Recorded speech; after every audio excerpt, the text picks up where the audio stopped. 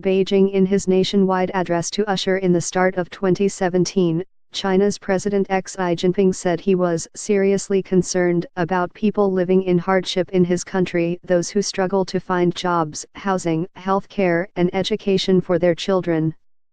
Xi pledged that to ceaselessly solve those problems remains an unshirkable responsibility for the party and the government. But as the year draws to a close, tens of thousands of migrant workers are being tossed out of their homes in the freezing cold and biting winds of the Beijing winter, with little or no notice.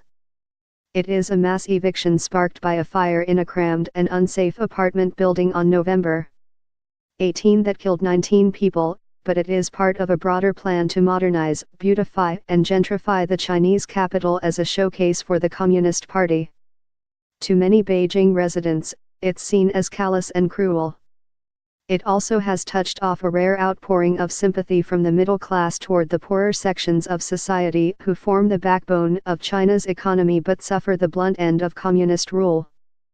Hundreds of volunteers have gathered to help migrant workers with offers of temporary accommodation or assistance in moving their belongings. Others have brought soup or food to the evicted people, or donated warm clothes.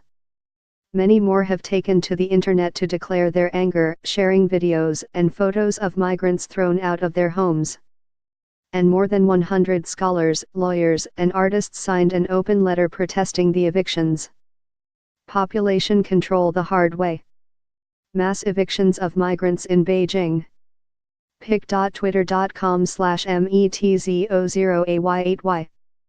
Jill Sabri, at Gil Sabri, November 24, 2017. Even Chinese state-controlled media struggled to justify the evictions, admitting they were carried out too hastily, and local authorities sometimes behaved in a simplistic and brutal manner. But the response of the authorities has been typically defensive. Social media posts have been deleted, and a link allowing people to volunteer their services was taken down. A drop center to provide temporary accommodation to the evictees was closed down by police. In communist-ruled China, and especially under Xi, civil society is suspect, and any attempt to protect the poor against abuse by the state is seen as dangerously subversive. Wang Mingli, a 43-year-old interior decorator who has lived and worked in Beijing for nearly 15 years, said he felt betrayed after being given just 10 days' notice to leave his home. When they needed people to work and build the city, they welcome us, he said. Now the construction's almost done, and they want us out.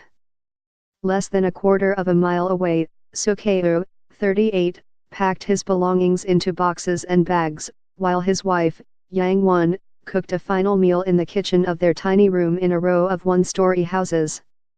So came to Beijing to work as a warehouse keeper 7 years ago, and the couple left their only child with their parents in Shandong province. But now he feels he has no choice but to admit defeat and go home because he can't find anywhere affordable to live. I don't want to leave Beijing, he said.